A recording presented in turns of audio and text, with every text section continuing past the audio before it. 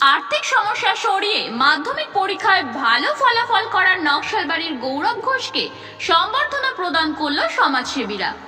আজ বিকেলে গৌরবের বাড়িতে গিয়ে ফুলের তোড়া ও উপহার দিয়ে সম্বর্ধনা প্রদান করেন দীপঙ্কর অরোরা, দীপ নন্দী, রামাশঙ্কর দাস সহ অন্যান্যরাও। আগামী দিনে গৌরবের পড়াশোনা সহযোগিতার জন্য সব রকম সহযোগিতা আশ্বাস দেন তারা। আগামী দিনে গৌরব চিকিৎসক হিসেবে পড়াশোনা করতে চায়।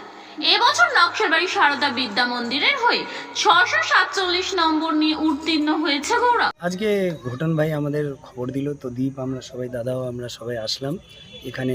গৌরব ঘোষ বলে একজন মেধাবী ছাত্র আছে, দুস্থ ছাত্র, আর বাবা নেই।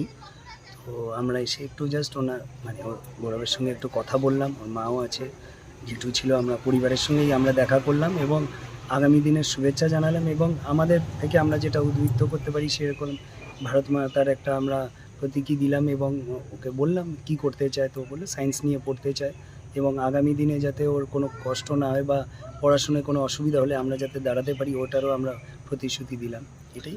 আমি খুবই খুশি। আমার নাম গৌরব ঘোষ। আমি সারদা বিদ্যা মন্দির নকশালবাড়ি হাই স্কুল থেকে এবার মাধ্যমিক দিয়ে পাশ করলাম। 647 আমার নাম্বার।